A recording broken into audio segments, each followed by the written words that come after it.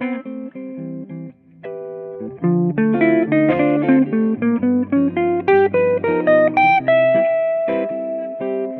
everybody, my name is Jens Larsen.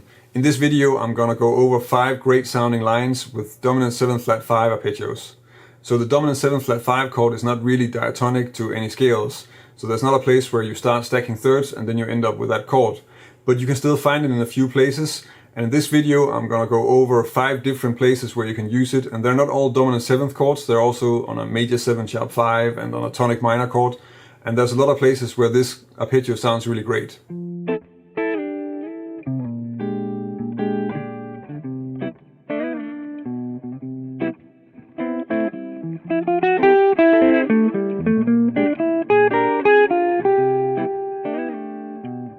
In the first example, I'm using the arpeggio on a Lydian Dominant. Of course, there are a few places where you use Lydian Dominants. In this case, I took a sort of 4/4 minor 1 progression in the key of C major. So that's F major 7 to B flat 7, where B flat 7 is kind of standing in for an F minor 6, and then resolving to a C major. And here is a place where you would normally have a Lydian Dominant, so a B flat 7, sharp 11 or flat 5. And the scale you would use for B flat Lydian Dominant would of course be F minor melodic, so this scale. And the arpeggio in this position would be something like this. The line that I'm using is first making a chromatic approach up to the 9th of F, so the G, and then it's running down the arpeggio from the 3rd, so the A minor 7 arpeggio, down to the 7th, up to the 3rd again, and then we get to the B flat 7, and here is first the dominant 7 flat 5 arpeggio,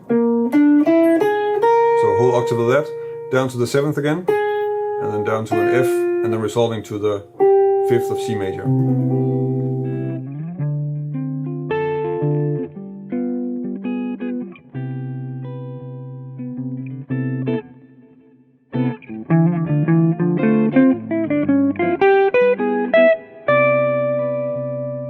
Another place where you can find this is in the diminished scale, and in this example I'm using it on a G7 resolving to C, so that's this diminished scale.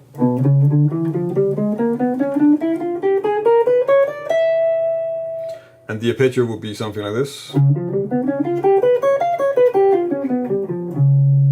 The line in this example is on a 2-5-1 in the key of C, and I start on the D minor 7 with a trill on the 3rd, so then down to the root, so D, and then up the scale. And then from the F I play a triad. Then I use a triplet rhythm to run down from the E to the D flat. And this is of course on the flat 5 of the G7. It's probably worth mentioning that a G7 flat 5 and a D flat 7 flat 5 are in fact the same notes. So, and are the same notes, they're just inversions of each other, because those two are tritone substitutes of each other. And in this case I'm just playing essentially a D flat 7 flat 5. Then I'm skipping down to A flat, so the flat 9, and then up to the 13, which is an E.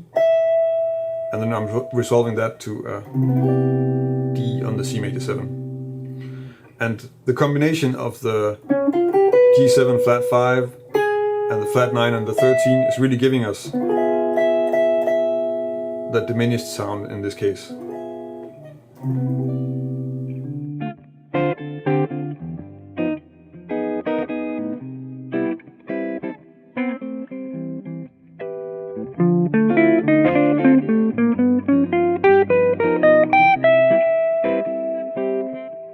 In this example I'm using the G7 flat 5 out of an altered scale. So it's a 2-5-1 in the key of C again, and I'm using a G7 altered, so that's this scale. And the arpeggio in this position could be something like this.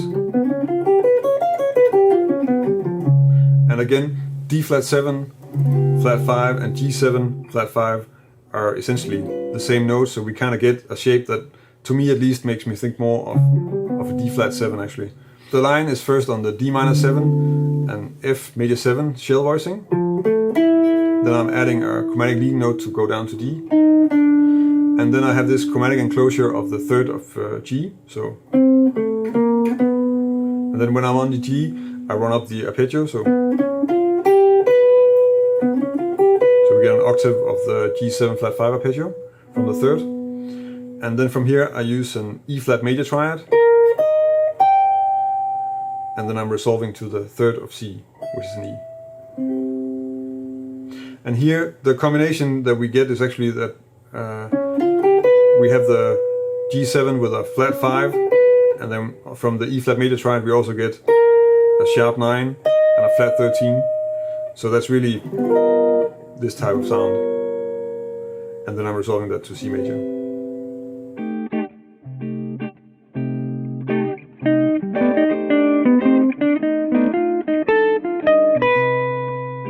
Since we have a dominant 7 flat 5 arpeggio in melodic minor, we can probably try and use it also in other places where we normally would use melodic minor.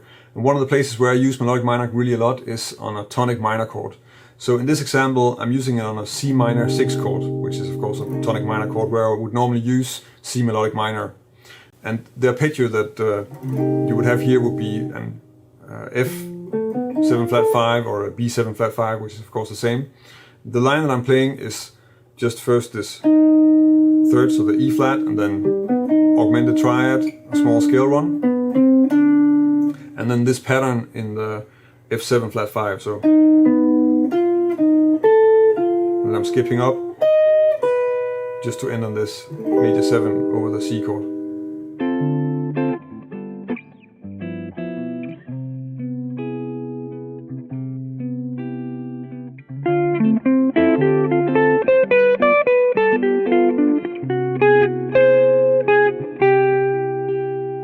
One of the other places you can use a dominant 7 flat 5 arpeggio is to spell out a Lydian augmented sound.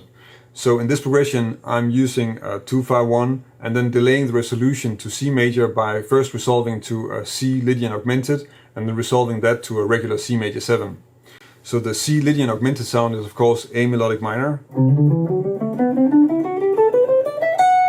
And the dominant 7 flat 5 arpeggio I'm using is a D or A flat 7 flat 5.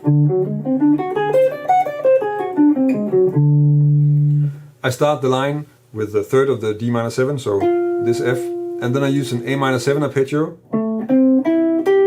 and that encircles an F, which I can use for an F major triad. And here I can just very easily go to the third of the G7, so, and then this pretty basic G7 line, which is just G mixed Lydian using, so adding the 9 in there, but for the rest just G7 arpeggio. And then instead of resolving to a C major 7, I go to a C Lydian augmented chord, and I'm resolving that so straight to the sharp 4 up to the sharp 5, and then back up to the root. So, and then just descending down the arpeggio, so the D7 flat 5 arpeggio with a triplet, and I'm using that to sort of encircle and emphasize the G on a C major 7 that I resolve to.